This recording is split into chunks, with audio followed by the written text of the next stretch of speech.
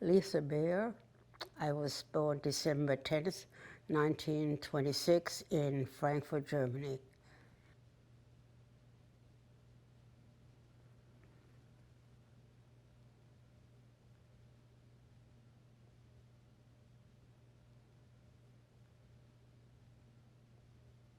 My childhood was very nice.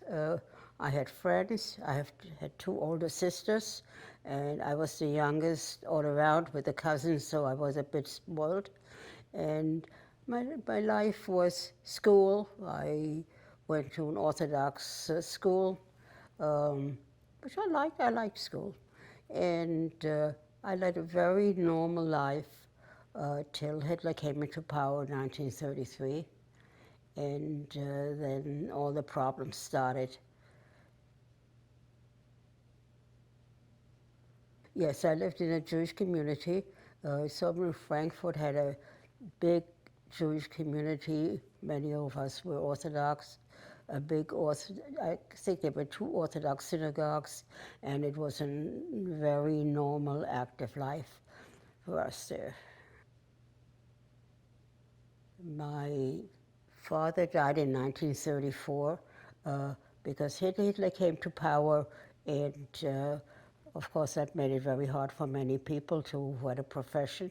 He was a stockbroker, and he was obviously lost his job, couldn't be a stockbroker anymore, which means he was devastated because this was his means of making a living. And he died in January 34 of a stroke. I would say he died of a broken heart, whichever way you want to put it. But I just turned 7 years at that point, and I found myself as a half orphan.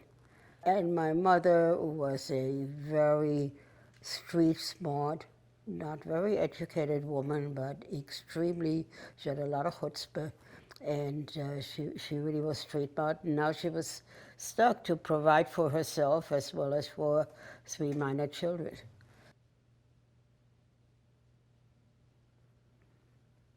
As far as it started in 33, really the edicts against the Jews came very quickly. As I said, many people lost their jobs.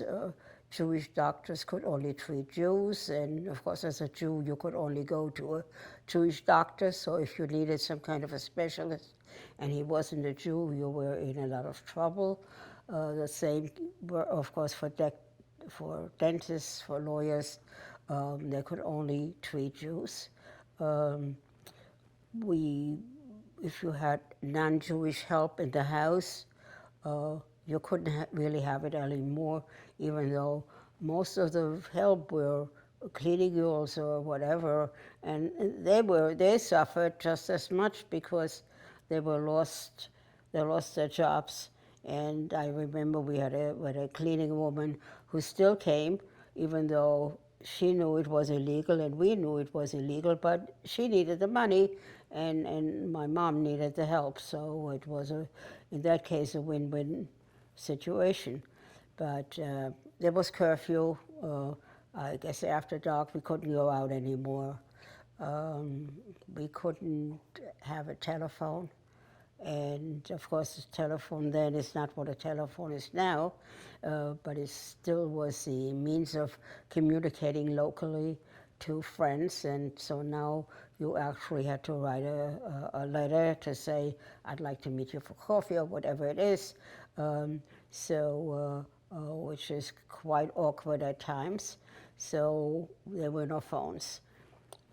Eventually, I guess it maybe 1934, or I couldn't tell you the exact date, you couldn't have a radio anymore because the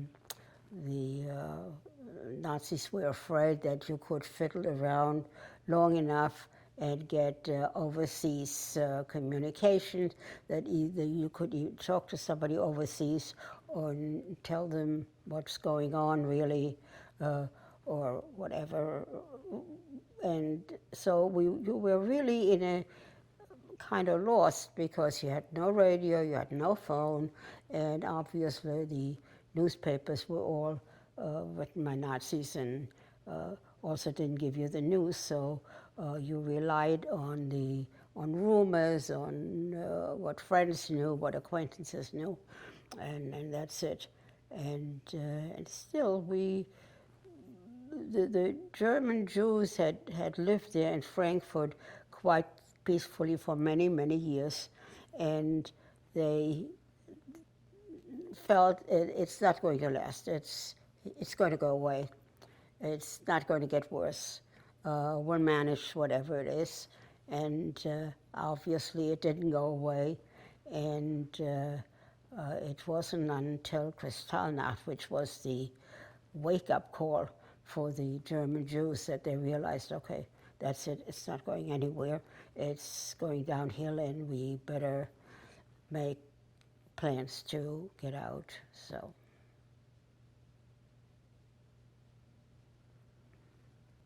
We didn't know what was going on, again, because there was no communication, but it was late afternoon, and like 3 or 4 burly guys broke down the door of our apartments. The apartment sort of it actually had wooden doors with glass in between. It wasn't that difficult to break it down. And they walked into the apartment, walked in, and they had a club, a stick, and they started to smash the glass of a little curio cabinet and look what there was. First thing they saw was the Iron Cross, which my father had gotten in World War I because he was a prisoner of war for a year. So they took that immediately, saying a Jew cannot have an Iron Cross, definitely not. Anyway, they kind of started looking around and taking things out of this little curio cabinet. So my mother, who was a short woman, 5 foot something, and she put her hand on one of these guys' arms, and he said, listen, you can do in my apartment whatever you want. You can take whatever you want. Whatever you see you want, you can smash whatever you want. Please do not go upstairs. My old parents live there. They really don't know what's going on. They'll be petrified, and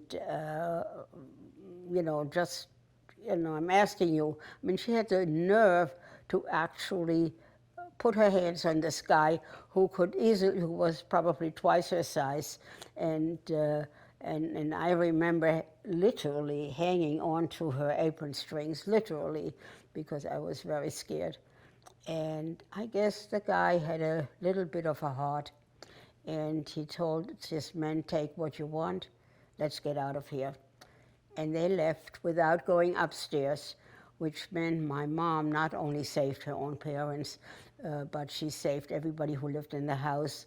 It was a small, about 4-story, 5-story apartment house, and there were Jews living upstairs, and who also didn't know what was going on, obviously, but they never went upstairs, and they left. And we still didn't know what happened, what's going on.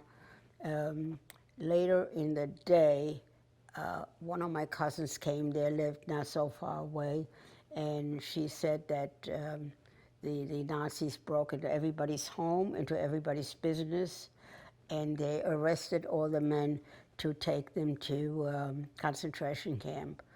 I will add, right there, concentration camp was more like a prison. It was not a killing camp yet at this point. But nevertheless, the men were all arrested. Of course, in our house, there were no men.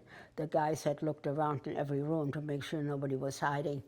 But my cousin said her father was taken away and probably sent to Dachau or Buchenwald, one of the other places where they were told they were going to go.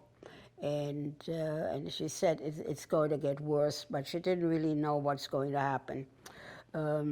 We went to sleep. The next morning, we got up and I guess attempted to go to school, and I looked out the window and I saw flames which came from the synagogue. And to my biggest surprise, there were didn't seem like anybody did anything about the flames. And as we then heard through the grapevines later in the day that all the synagogues were torched, and the fire department was just busy spraying the houses around it that were owned by the Nazis so they wouldn't catch fire. But the synagogues burned to the ground.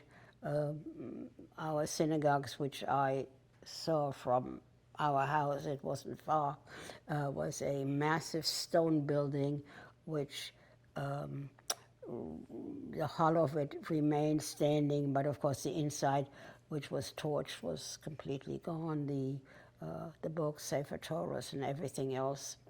And as the rumor spread or the news spread, we were told the reason why this happened. Supposedly a young Polish boy shot some kind of a German official in France, and this was the punishment. He did it because he heard or was afraid that his parents would be deported, and he shot this, I think Von Ross was his name.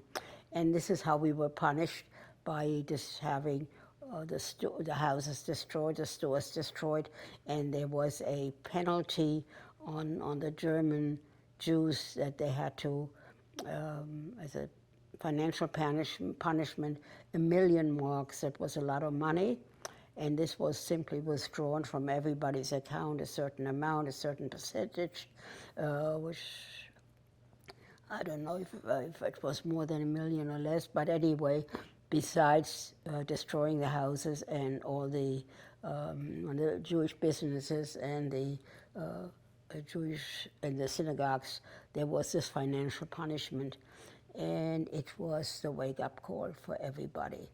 You know, we got to get out of here.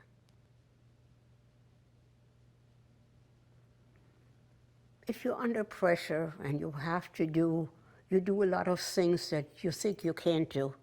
And she was under pressure because she had her old parents to take care of, but she had three girls to take care of. And you just do. You may not always do the right thing, but you're going to, I mean, depending on your personality, of course, but you're going to be active and try to work something out. And she was just quite ingenious, and as I said, she had an immense amount of common sense and street smart. She was, well, my father died, she was 41, so this was 3 years later, she was maybe 43, 44.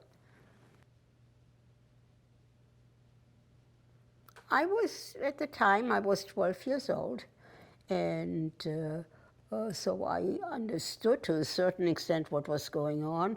I saw what was going on. I remember seeing it, and you know, maybe I didn't know all the facts that was going on, but I was very much aware of what was doing. And of course, now came the battle, whatever you want to call it, to get out. How do you get out, and what do you do next? The war years were different than the year from 38 to 39. Everybody tried to get a visa to go somewhere, especially America. America had a quota system, which was filled very quickly, and we had a fairly high quota number, but people tried every which way to get out, legally or illegally. Illegally was hard because even though you had a passport, it was stamped with a big J. The minute you opened, everybody saw you were a Jew. And aside from the big J, you now had to take a Jewish middle name, which all women had to take Sarah as a middle name, and the men had to take Yitzhak as a middle name. But people tried to get out, to get visas for Cuba or in the Latin American countries. People tried to get out, via Russia, Japan, cross the Pacific, and go get to America. Whatever. And some people, of course, got out to Yugoslavia, these countries, and unfortunately, they were eventually overrun. So many of the people who escaped this way didn't make it either. But from Czechoslovakia, they went to China. It was wherever you could go, uh, by train, by foot, trying, of course, some illegal visas, and everything. Everybody tried everything. We finally got to, our number was finally up. We got to be called to the consulate. And so the consul looked at my mother and 3 young kids, and he said, "You're going to be a ward of the America. You can never make a living and support the kids. The only way that you will get a visa if you can get $7,500 in your name in America. That only is for you, for your support. So then, we'll talk again about a visa." So my mom sent telegraphs and only way of communication, and they sort of said, "You're crazy, who has that kind of money?" And she explained that this was our only chance. We had no chance to go anywhere else, and miraculously, the family got this money together from complete strangers who contributed to it, and they put in, everybody put in money until maybe a couple of months or weeks later. I would have to look at the dates. We got this certificate from the Bank of Indiana. They're now $7,500 in my mom's name, and we promptly try to get an appointment again to the consul and showed him this and what have you. And he really had no excuse not to give us a visa, because that was the only condition. So now we had a visa to go to America. Now, of course, by now, I guess it was already during the war. Then came the question, how do we get out of here? And so the only way out was really, Europe was at war. The only way out was through Lisbon, Portugal, which was a neutral country. And so that was the next struggle to get out and get to Lisbon, as well as to solve an apartment, make arrangements for her parents, for my grandparents, and what have you. Besides, this was already wartime, and we had ration stamps and everything else to cope with. My grandparents were what was at this time old. Today it wouldn't be considered old. My mom made arrangements for a woman to take care of them. The woman, unfortunately, she had a child that was not okay, and she wasn't quite okay. Anyway, she moved in with my grandparents, and since you couldn't take out money from Germany anyway, all we took out was each one 10 mark, which was $4. So she provided financially, and the house that had belonged to my father's family, and then, of course, my mother. My mother sold the house to a very, very decent Gentile who said that he will not throw them out no matter what happens.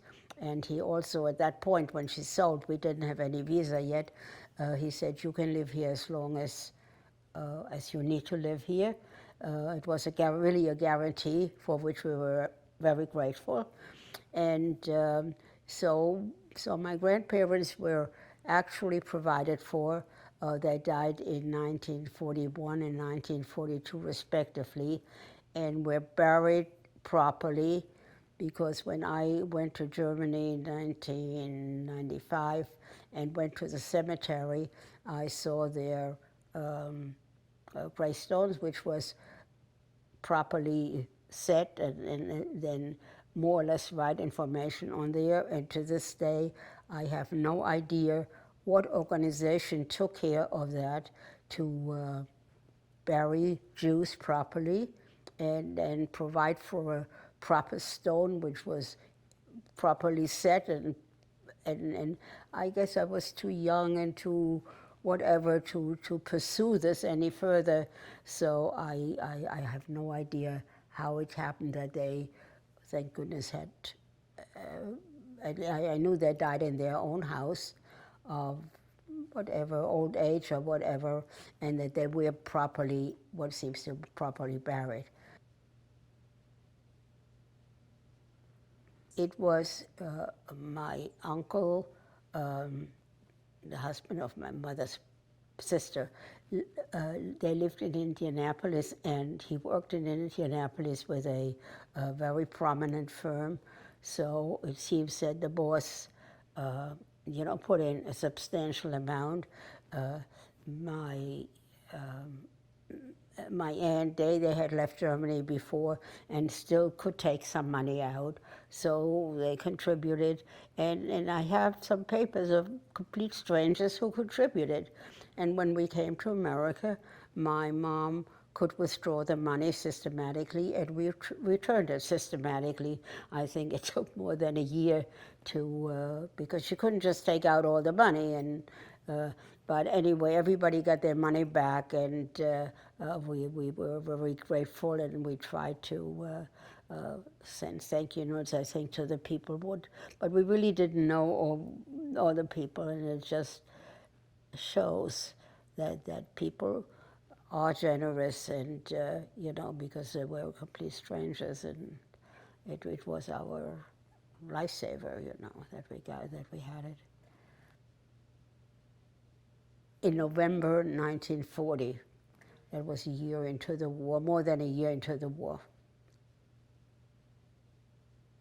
It was an American boat that used to transport bananas from Cuba to New York, and which was converted into a passenger ship, and the hold where the bananas would be was made into dormitories so that they could get more people on board. Again, my mom was, I don't know how she managed it, but we were just lucky. We were 4 people, and we got a cabin on deck, because the cabins usually had two double beds. So we were lucky that we were in a cabin, our own bathroom. What a luxury. And it was an American ship. And so they were very kind to us refugees. The food was good, even though we were always Orthodox. We did not eat the meat there, but we had, I don't know what we ate. I can't remember, but it was was a wonderful trip, so to speak. No, because the Germans are very closed people. They're very, that's why to this day, there are a lot of things I don't know, because I didn't ask the questions there, certainly, and I didn't ask the questions here when my sisters were alive, when my mother was alive. How did you manage this? How did you do this during the war with the ration stamps and the food restrictions? How did you feed us? I don't remember being hungry, but what did we eat? We had no meat. We had no fish. But how did you do it all, But I didn't ask the questions, and I'm forever sorry that I really don't know the answers to some of it. But I do know that we were entitled to have, with our ration stamps, you could go only to certain stores at certain times. We were entitled to have meat, which we bought, non-kosher meat. And my mom, again, I don't know how she did it, she hooked up with a non-Jewish bakery that we could give them the meat, and they in turn would give us butter or eggs or flour or whatever they could. So this was exchanged, I think, every week or every other week. And I was the one who did the exchange because uh, I was 12 years old. I mixed with, I didn't look particularly Jewish or anything. I was, a normal child. And I carried a little shopping bag and I knocked at the door of the bakery and gave them whatever meat or whatever was in there. And they gave me whatever they could give me. And I went home. Uh, I didn't realize at this point this was highly illegal, but if I would have, maybe I would have been scared to do it, but I wasn't at all. And so my mom utilized the flour and the eggs. She did a lot of baking. And as I said, I guess the food was monotonous, but I don't remember ever being hungry. She was amazing. The more I think about it, the more I admire her that she didn't fall apart with all this and still kept going. And she was an average bridge player. And during the war, with the air raids, we were in the shelter. She taught the three of us how to play bridge, so she would have bridge company. Of course, we played pretty badly, but when I finally took up bridge, when I was maybe my 70s or whatever, I remembered those rules, that she taught us, and she was just a very upbeat person, despite all that was going on. Uh, I remember her as an upbeat person. Maybe there were times when she wasn't. She did an amazing job raising the three kids, and that we all turned out to be fairly well adjusted, despite all that was going on. And we all had professions, we worked, we all had a very normal life. So I came here. I turned 14 the week after I came. But in those days, a 14-year-old was not as sophisticated and as adult as a 14-year-old is now. But I remember clearly that my uncle picked us up, I guess from Hoboken, and we had to go underneath the tunnel. And he explained that we're going underneath the river. And I remember being so petrified because I thought after all this, I was going to drown. I really was scared, more scared than I guess I was at some other times. Um, so we lived with my uncle for maybe a week. It was too many people in a small apartment, and we got out and we shared an apartment with another family. That was very common. We had no furniture. All we had is, our luggage. Uh, so we shared an apartment, and everybody found their way. I was the only one who still had to go to school. Washington Heights. That was there was no question. You went to Washington Heights, where your friends were, where your family was, where the stores were, where you could buy things that you were familiar with. A very strong Jewish community. So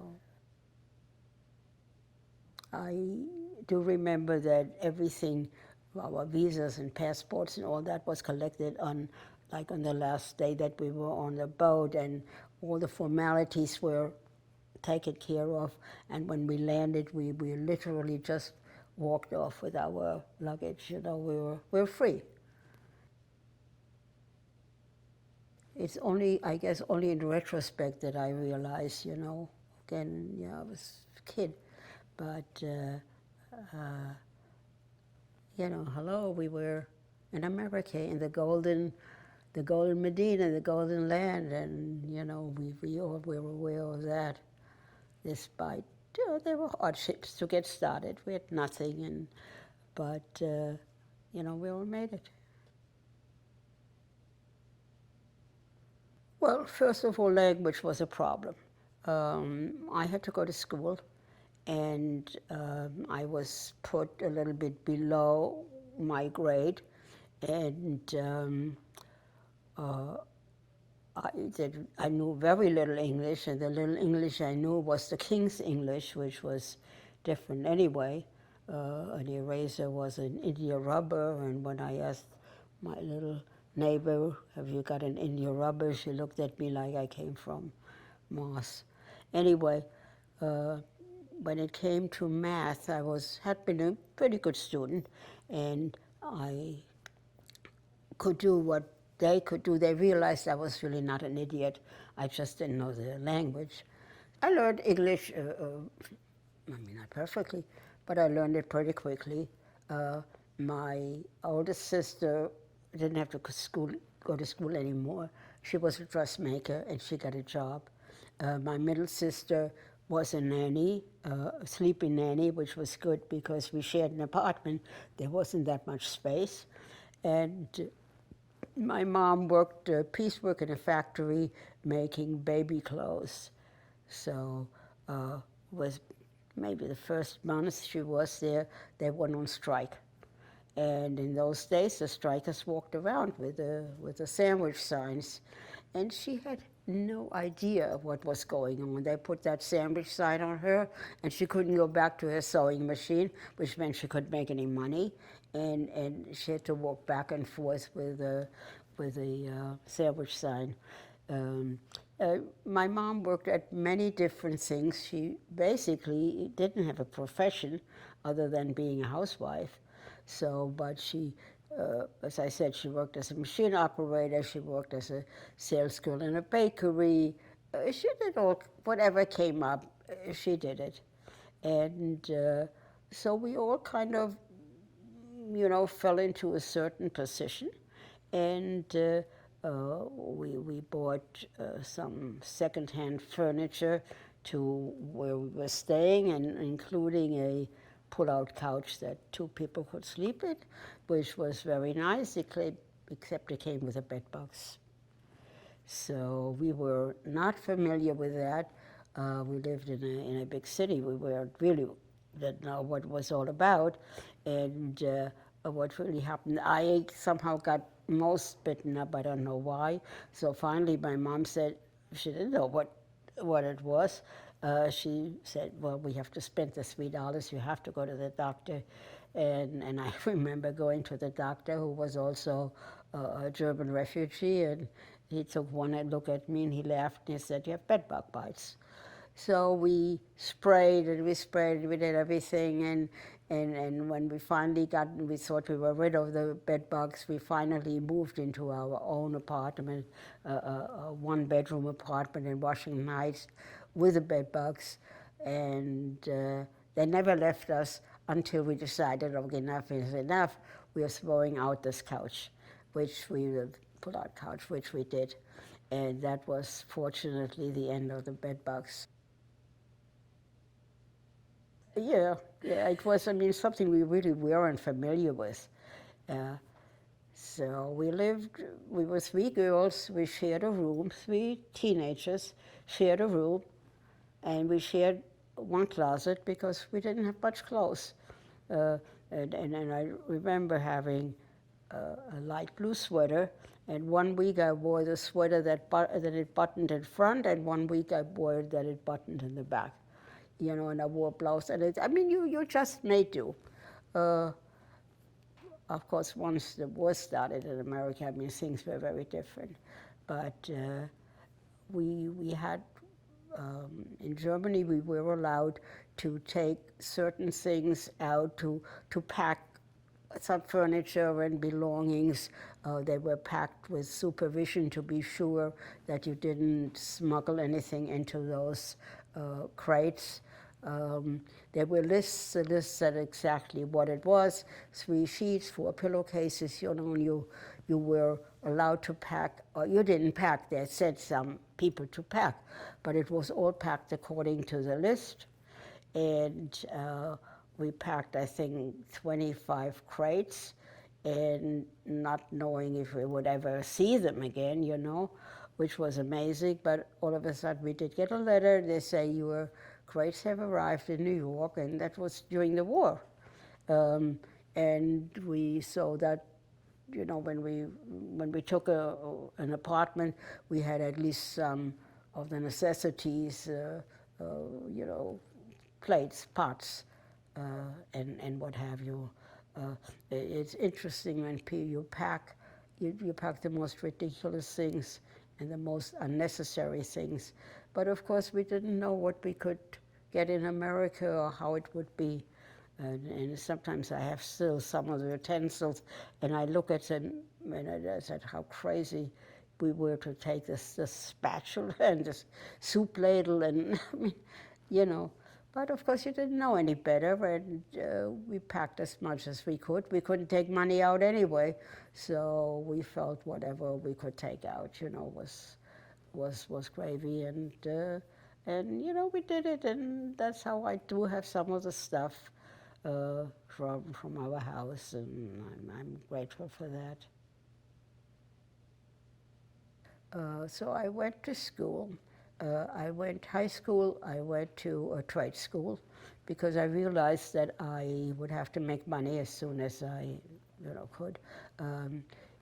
During my stay in trade school, the war started, and it was easy to get an after-school job that paid, I don't remember exactly how much, but whatever it was like a fortune for me, maybe 50 cents an hour or something like that.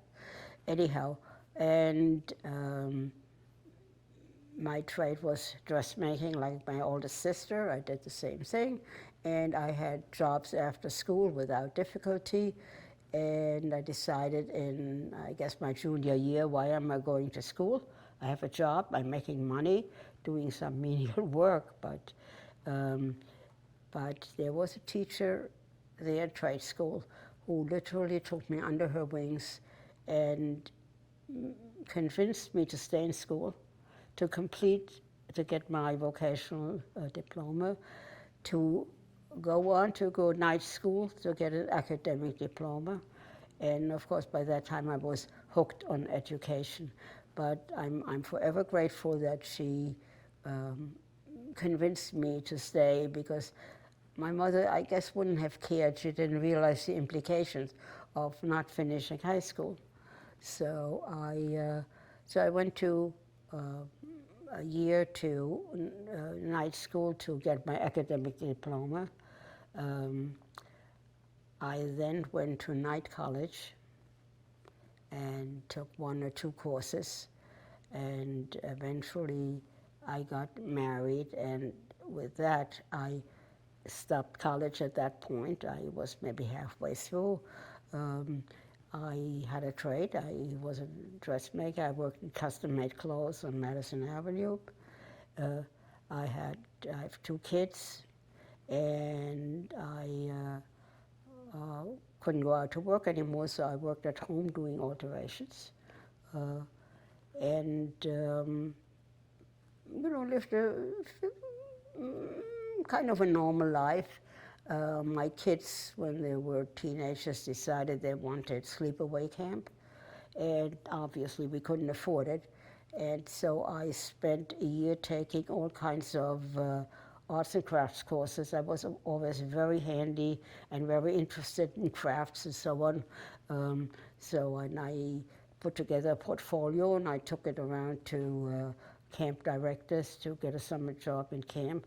I didn't have to go far, because the very first interview I had, he hired me as the arts and crafts person of a sleepaway camp.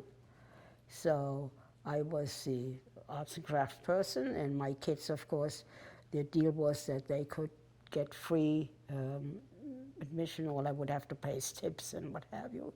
So I got this job. I worked very hard. Didn't accept Shabbat, didn't have a day off, and but I was a greenhorn, and you know, I was glad I got a job. But this was a small world. The teachers or people who worked in camp, so news got around, you know, this one worked in this camp, that one. Anyway, I got it for the next year. I got an offer in another camp, which I took, which was a much better offer, because I worked a little less and whatever. Anyway, I worked in, and my kids were campers, And my husband came up for weekends. It was a very good situation.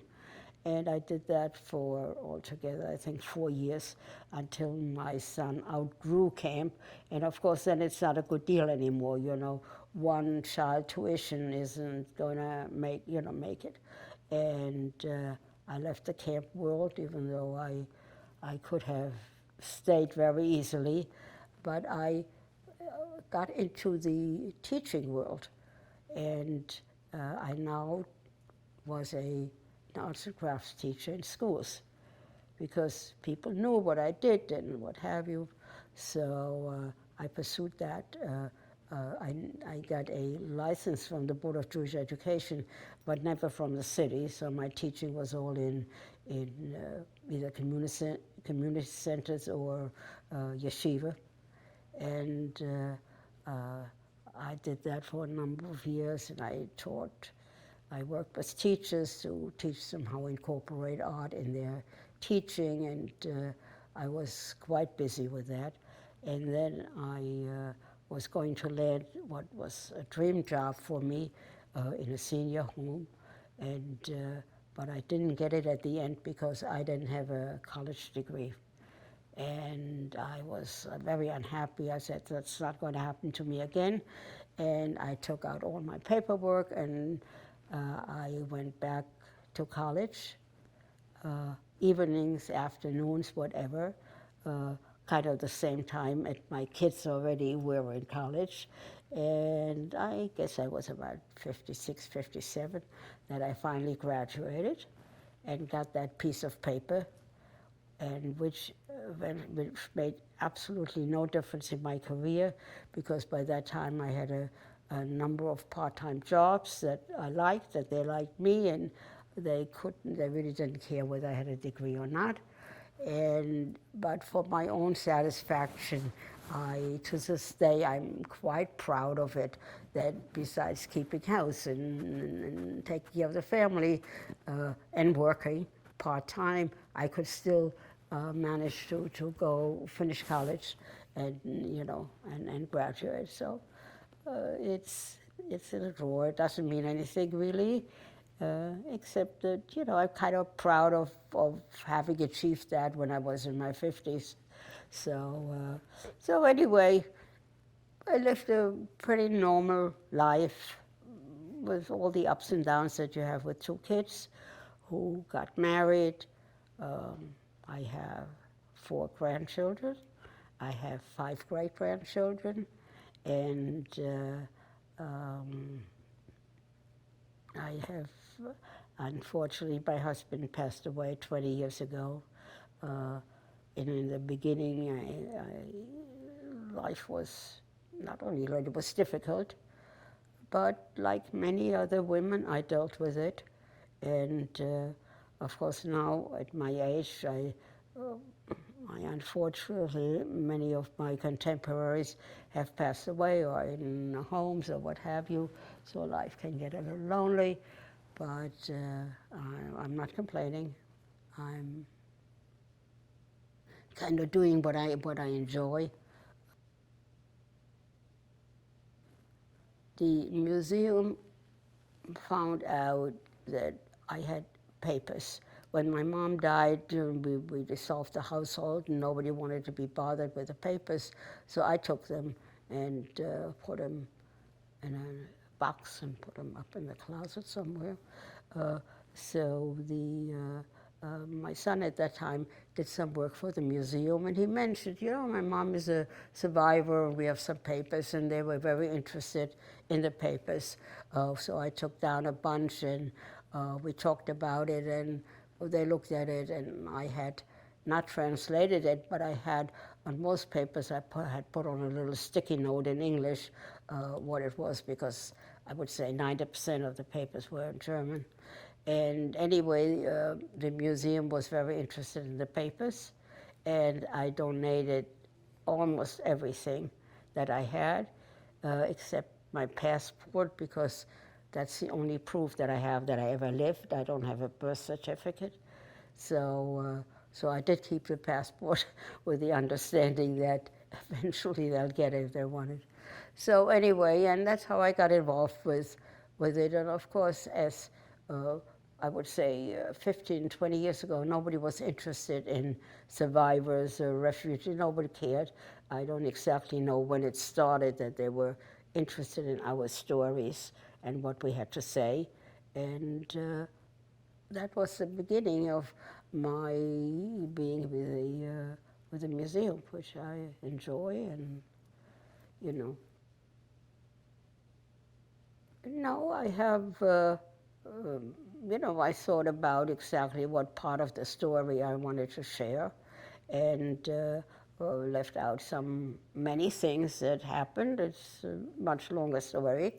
Um, and I felt that by sharing it, especially with kids in school, I was really doing something worthwhile to teach the kids, yeah, the Holocaust happened, and yes, some of us survived it, and this is what happened, and you have to be aware of what's going on around you. In other words, make them realize that history can repeat itself, and made them aware that they could ask me questions and whatever. And I felt I was doing something very useful, and I appreciate what I can do, and I'm doing it. Well, the kids will remember that they actually saw a survivor. They saw somebody who went through all this and still built a life for themselves. So I feel that it's important for them not to just learn it as history, but to learn it more as a real life experience. Um, of course, the adults, many adults, while they know something about the Holocaust, they don't know that there was more to it than concentration camp. For some reason or other, also the kids, the Holocaust, concentration camp, Germany, those three words were always together, and they have to realize that there were people who didn't go to concentration camp, who survived in many different ways with help from Nazis, not Nazis, in other words, there were good Germans who helped a lot of us. Um, that there was a life, also that there was a life in Germany before Hitler. Germany, they can't even conceive there was life before 1933. It was a very educated, cultural country. So, you know, you can't just pick it, you can't just separate this from everything else. It's a continuous story. And so I certainly the kids realize, and adults too, there are many adults, probably not so much in New York, but outside New York, who really don't know much about the Holocaust. Yeah, it happened, what really happened, so I feel we should talk about it and as much as possible to kids and adults.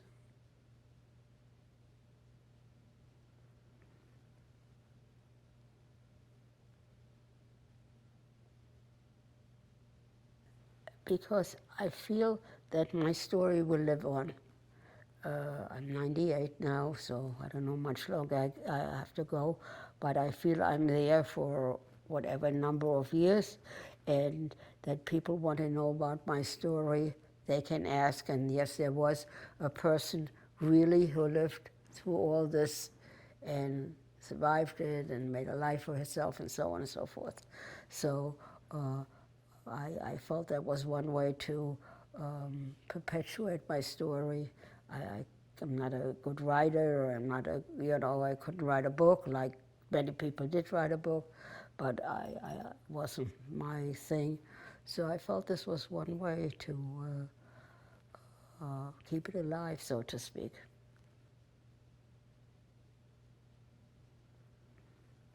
I tell my story. I obviously never use notes or references because it's my story. I've lived it. I've been through it all. I remember it. So why do I have to look at notes to read or whatever? It happened to me. And as I say, I remember a lot of things, and a lot of things that I didn't talk about a year during the war, air raids and rationing and curfew and problems with going to school. And, but again, when I came here, it's not that I forgot it all, but life was good to me.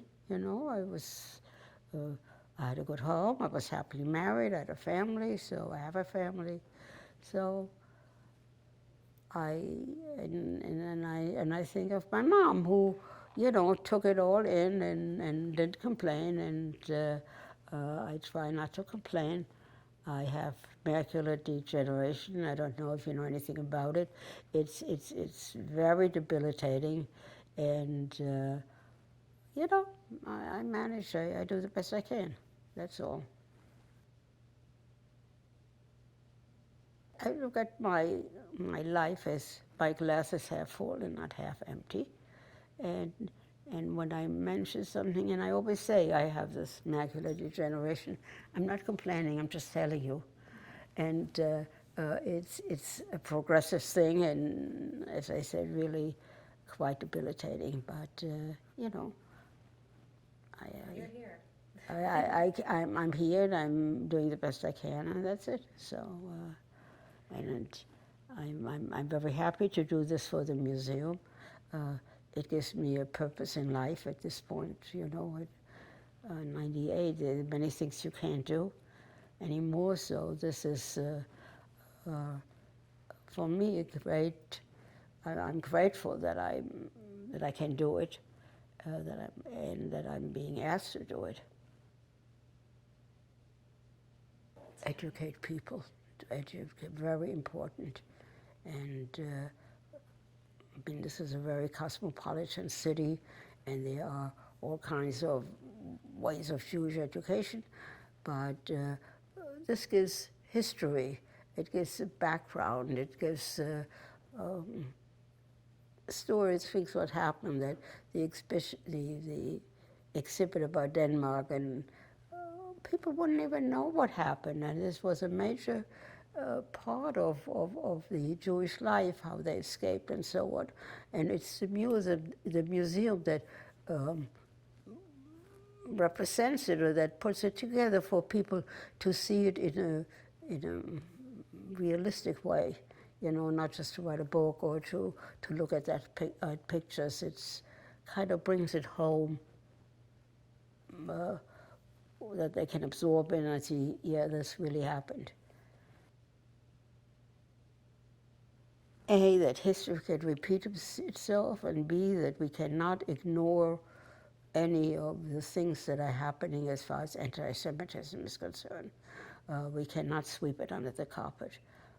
It's very dangerous.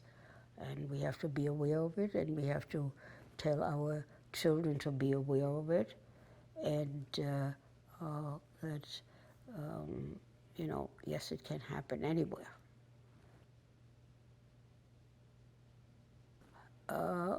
First of all, already the physical location of the museum is amazing. You look up out at the entrance of America, you see the Statue of Liberty, the kind of representation of freedom.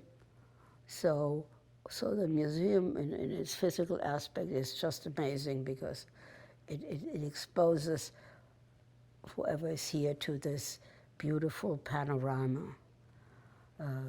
So this is the physical aspect of the building, and the exhibits that are here. They're displayed in such a way that you can understand it, you can absorb it. They're geared to an audience of children as well as adults, that you can understand it and not just walk through it. Okay, I've seen this, I've seen that, but to involve the audience in the exhibit, And I think the museum is doing an amazing job with that to make it a very pleasant and a very meaningful experience.